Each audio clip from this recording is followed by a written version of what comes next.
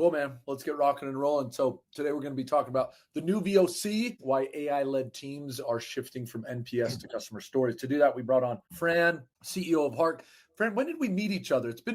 Was it that time you came to Salt Lake with Tanner? It was, wasn't it? The first time. We definitely met around close circles. I think we were on calls together, but the first time we met, you ordered a lot of pizza and had a big lunch together. Yeah. And then we hung out at the US Open, man. That was fun.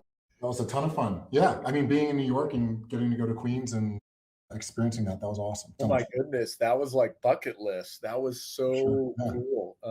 Fun audience. That was the semifinals. Oh man. Mhm. So anyways, I've known Fran for a little while, doing some cool stuff. And honestly, every time I come across one of your customers, man, they love it. The best part. It is the best part. It's awesome. It never gets old.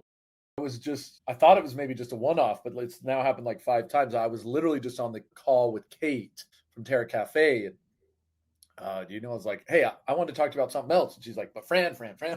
No, I mean, honestly, but I'm sure that, I could give 300 examples, but that's not the call today. But tell us just a little bit about yourself and what you guys are doing at Hark, man. Yeah, of course. Shout out to Kate and all the customers. It's like the most fulfilling part of this whole journey. But yeah, I'm obsessed with customer feedback. Like that's what it really comes down to. My team and I are on the forefront of how people are changing the way they communicate. I think I'll use a dramatic term, but like offensive when I get a email in my inbox saying, we want your feedback, take 5 minutes, take a questionnaire. I just think as consumers, we know the playbook, we see the playbook, we're tired of it. And I just think as we move forward in this world of AI, the customer voice is going to be valued more than ever. And I'm trying to figure out ways to get that in front of people where they just can't ignore it, because I think it drives innovation, growth. And what I didn't realize starting Hark was say not customer centricity to be buzzwordy, but culture change. I mean, I've had customers call me and be like, this is a culture change tool. Like the way that we're doing things is different. And it gives me the chills, man. Fascinating. What is that? Because I want to dive deeper into this, your frame of thinking and kind of how you guys are doing the Hark thing. Just give me the origin story real quick. I mean, it seems like you have a passion. Was this you stumbled upon, like, how did you get this idea? How did you Hark this? I worked in startups for over a decade. I've got a weird background. It's very go-to-market and product heavy. And in the product role I was at, I was focused on AI and ML before what it is now. And we were training our own model. And I was dying for customer feedback, and I was trying to get it. And all the survey tools just feel the same, are more dynamic than others. But the problem I was facing is when I get the feedback, it's a multiple choice or a checkbox. And it just I couldn't feel the empathy behind it, right? Like I could get stats, but they didn't always roll up to what I needed. It just like dawned on me. And I started thinking on that. I'm like, well, the whole world is on Instagram, Snapchat, and TikTok. Like if you zoom out from this whole thing, there are more human beings on Earth than ever before. And that human voice can be amplified more than ever before. Humans want to feel heard. They want to engage, and they're just sick of being like a plain text, multiple choice or a checkbox. So that's when Hark started. And I went out and I started the company, and we wanted to just prove, would people change their behavior when engaging with brands specifically? Like when I met Kate and some others, they brought us on and we worked in the support journey, and all we were obsessed with was like, could we get them to do video and audio? And what would that yield? And it yielded a whole new VOC. Hark took on the form of like a verb. And my customers were saying, hey, I'm sharing Harks with the leadership team. Or I had board members from our companies reach out and say, we always go through NPS, but I'm getting like a whole new level of detail. What is this Hark thing? Yeah. And that's where I knew we were onto something. And we brought on a full technical team, and we built the infrastructure to power what we have now, which is a whole next gen, like voice of customer for the people. I'm excited to dive into that. That's cool. Yeah, I think maybe you had mentioned that a while back, but it's been a while. It's funny though. It's on the go-to-market side. Like that is true. That's my background, marketing and sales. Yeah, like in SaaS companies in general, the bigger you get, the further away from the customer you get. And again, this is not necessarily just brands. I mean, I think there's a problem across the board. The bigger a company gets, sometimes the more you forget about the customer. It is pretty hard, like as a product marketer, as a marketing leader, to find just great ways to get feedback from customers and kind of stay close to them, because you get, lost in the weeds, the strategy, the offsites, whatever it might be. So that didn't fall on deaf ears. So let's dive into this just a little bit more. You kind of set it up, but I'd love to kind of dive a little deeper into this. So you were talking about traditional feedback, or how most teams kind of collect feedback. Yep. You talked a little bit about some of the traditional survey idea, but I'd love to hear a little bit more. Like, what do you feel like is the fundamental problem when it comes to customer feedback right now? The fundamental problem is I think we're treating brand loyalty as a numeric value or a thumbs up and thumbs down. When you distill the customer voice into a checkbox or a multiple choice, the part that it cascades into within the organizations is when a customer experience or an insights leader goes to share a trend. People are looking at another Tableau or another Looker dashboard or another data point. And you get this pushback of like, is it statistically significant or not?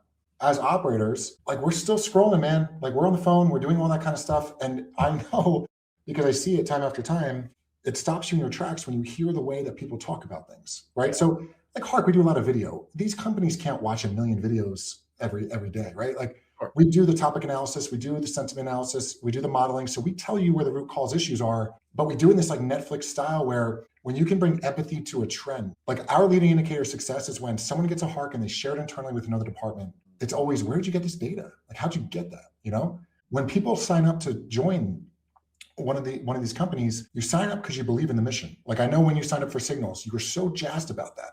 And when you distill these people down, the customers into a multiple choice or a checkbox, you lose that. But when you see it and you feel it, there's a whole, like, it makes you feel better about your job. It makes you feel better about, oh, I worked on that project. We launched that. Look at how these people are interacting with it. Yeah. Lifeblood of an organization, right? You just feel it, man. You just feel it. You feel it. And that's where you get the culture change.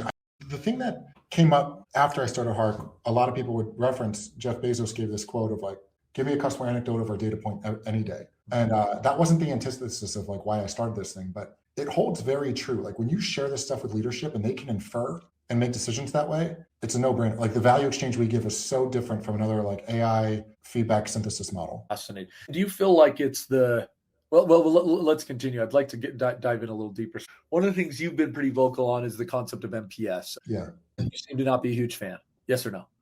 No, but when you kind of look at the typical CX dashboard today, what is kind of the fake versus the real on that, and how do you kind of place NPS in that framework? I will be very clear. A lot of people are loud about NPS is not the metric you should follow anymore, and then they don't do anything about it. So that's not me. Like I think NPS was actually really smart when it came out. But when it came out, I was logging in and infesting. I was talking at an event about this and it kind of like came up, but I was infesting my parents' computer with LimeWire. Like I was sitting down and checking my email and going through it line by line.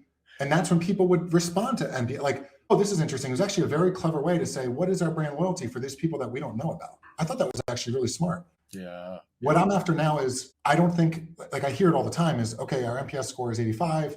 What do the comments say? There's ways you can drill down for sure. And you can get to what's driving that potentially. But I hear a lot more people saying, so what? Like, okay, it dipped a little bit. What does that do for our company? So what I'm after is, how do we find a different source of engagement and use AI to understand, maybe you don't want to send surveys at this point. Survey fatigue is a real thing. And I'll explain why I think that is. But I think we have to be very conscious about, where can we analyze enough with AI to understand and then reach out for pointed questions and have people feel like we're pulling them in to be part of the company? That's brand loyalty. Like that's retention versus a triggered event saying, you've been with us for 3 months. How likely you refer us to a friend? I was talking to a CMO the other day. He sells erectile dysfunction pills. No one wants to refer that to a friend. You know what I'm saying? Like, so it's interesting. Like I thought the concept was really tight when it came out and it was smart, but we need to evolve. That's awesome. Erectile dysfunction. Yeah, it does, I guess, break down in certain instances. And LimeWire, that was a good program, though. You got to admit, man, there was something it infest computers, though, with more than just the downloaded video. Yeah. So the question itself, I liked your point. It does feel like some of us, I've probably been in that boat where you kind of like knock NPS, you're like, it's stupid. But then you don't know what to do after, or you don't really recommend something. I mean, we do NPS. Like we do, like if you want to do NPS and you use it as a metric, we do it. But what we get is so much richer. Like people share these heartfelt stories. They can become testimonials for your company. Or if you get really like creative with it and they do a 1 to a 3, ask them like, here's a direct line to leadership. Tell us exactly what happened. People will respond to that. So anyway, that's what I mean. I don't want to knock it and be like, it's the worst thing in the world. I don't think it is, but I just think it's misused. Yeah, but I like people do want to kind of, they actually wouldn't mind the survey. It's hard to do these days, but actually that word like direct line to leadership, that's cool. Maybe see if you can help me visualize this a little bit more. So, or via an example. So you see teams, they get this customer feedback. It feels like it's kind of real. You mentioned a little bit of a culture change. I'm interested to maybe hear an example of how you've seen that play, or what does that change look like? Yeah. There's a few. So a very good example is we work with a direct-to-consumer food brand, and they brought us on. They were getting like I remember the meeting too when they were evaluating Hark. They're like, I just don't know what this is going to tell us that we don't already know. Like we have a data analyst, we have a Looker dashboard. All right, let's just try it. So they bring it on and they start reaching out to customers with Hark specifically for more feedback about new product launches. And I went to go visit them after the first 2 months of working together. And there was a big whiteboard behind us. And the senior VP of digital pointed to it and she was like, Fran, we've never had these kind of discussions before. And these are across a lot of different departments. So the biggest change I see is a cross-departmental collaboration completely shift and change. To focus in on that, customer experience is having a moment where they are being drawn in by retention marketers more and more. Because CAC, as we know, has gotten so high, it is so imperative and important to understand the journey of the customer and really understand those cohorts and what's driving repeat purchases or not. So those are like really big ones where you can show a theme and you can show the data and then you can hear how people are talking about it. Like we had one of our customers launch a new product based off of 2 Harks. It was not statistically significant, but they rose above the noise and the leadership team was smart enough to infer and they made a move. And that's why they're going to win because they. When you say 2 Harks, again, it would be like it's it's this video feedback thing and it was deep enough and the data was, the surrounding information was good enough that, yeah, with 2 data points, they were like, you know what, we're going. So, I mean, then there's other parts that like you'd hear with more, like one of our customers, when people were going to subscribe, the menu wasn't showing up. It was hurting conversion. We surfaced it. They put the menu up, conversion increased. So there's things like that all the time. But I think the reason why we win and you hear the customer love we have is because when you share this stuff internally, you get that kind of reaction. So that's why you do this stuff. So I love it. That makes sense. I think people get so excited and they feel like they're making a difference and they feel close to the customer that it does kind of have that cultural change. AI is obviously a big thing everywhere, and there's noise all across the CX space. You guys do a lot with this kind of ingesting of data and text. And where does AI, it feels like there's an AI player. How does that work? I'd love to dive a little deeper into the AI piece, but hit that first. I appreciate it. I think one of the biggest misconstrued things about Hark, like people come in, they're like, oh, you do video and audio. This is interesting. Like, how does this all work? And they don't realize, like, we have an AI native classification platform that we take in copious amounts of data from disparate data sources and normalize that to show you trends. Like, we are your one source of truth. When you start to get the multimodal data, qualitative data before Hark was just multiple choice or a checkbox. Like, I'm trying to redefine what does qualitative data really mean, and how do you marry that with the quantitative to tell the full story? So again, like I mentioned this earlier, you might get hundreds or thousands of videos back in a survey, but where the AI is really good is deciphering like what are people not saying and understanding that, and then putting these things together, like mashing them together into potential highlight reels or sharing them like a significant one-offs. You can do all kinds of stuff in our platform that isn't video and audio related, but the video and audio is so important because people just talk. Like I'm doing now, I'm talking and I'm going on. We want that context. Yeah, once you get them on, right, they're pretty. Yeah. They're pretty, you'd be surprised where they go, I'm sure, right? With the information. Do you find when you guys kind of partner with brands, is it a bit of a combo here, but you end up, a lot of the value is taking some of the video transcription, the text, the audio, and then putting that in a different format that the brand can get? Or is it trying to kind of break up like a video and break it into snippets and grab those kind of core moments and give that video to the brand so that they can kind of see the whites of the eyes of the. Where do you feel like the biggest impact? It's a bit of both, man. The former that you said about breaking it up, like I'll give you an example. We were just on a call with Ren from Hello Tushy, and she was explaining to us how she went from tagging to custom fields to Hark. And she doesn't have to do any of that manual work anymore because Hark services what she needs, and it can give her a visual where she needs it. So a lot of the magic is when people give you this new layer of context, like our transcripts are this long. What are they meaning to say in that? Are there different entities that we want to extract to tell that story, and how do we tell it? It's always best to hear in their own words, but again, people don't like, they can't watch 2-minute long videos. Yeah, that's the key. That's kind of where I was going. That makes sense. Yeah, it's a bit of both, but it's like, here's what you need to know. And if you need to know more, you will not find a platform that gets you more context than ours. I love it. Yep. Yes. Continue on with the AI things. So a ton of AI hype. A lot of it in this VOC space. I'm curious what you would kind of say is what's the noise and the not the noise in kind of this area of VOC with AI? Yeah.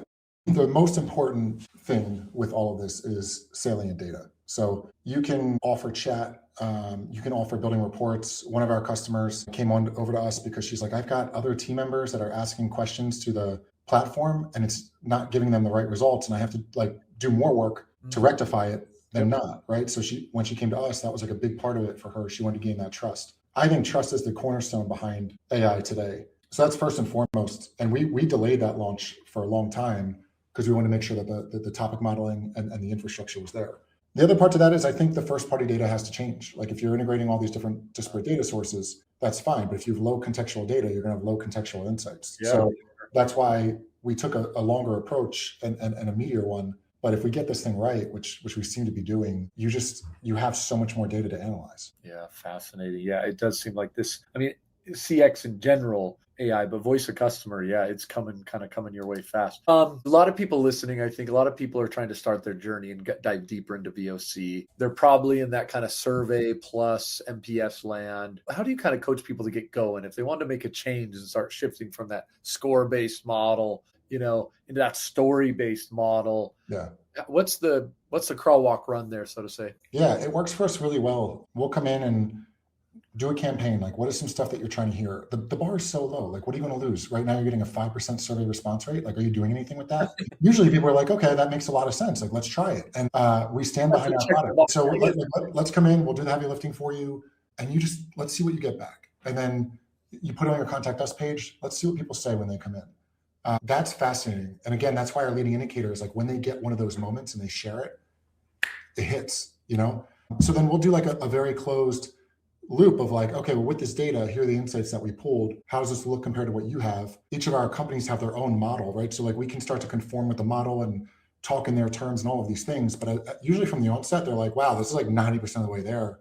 And I didn't even give you a taxonomy or anything. Again, it's all trust. Like, let's just bring you in, gain your trust. And if something doesn't go well, because it's software, this stuff doesn't always go well. When you Slack us, we will be there. When you email us, we are there, no doubt. We stand behind it. So I think like that's the big thing with the community is they're like, okay, like Hark is for the people, like they have our backs. And that is so important, especially right now for CX leaders. Dude, yeah. And eating your own dog food, right? Something like they say. It sounds like you guys live if we're going to be all for the customers, we might as well be all for the customers. Cool, man. Well, super fun to kind of chat. Again, been watching your journey, and it's fun to see the meteoric rise, or whatever it is, up into the right. So congratulations, what you guys are doing. You're making some cool noise. If someone wants to connect with you, learn a little more about Hark, what's the best way to do that?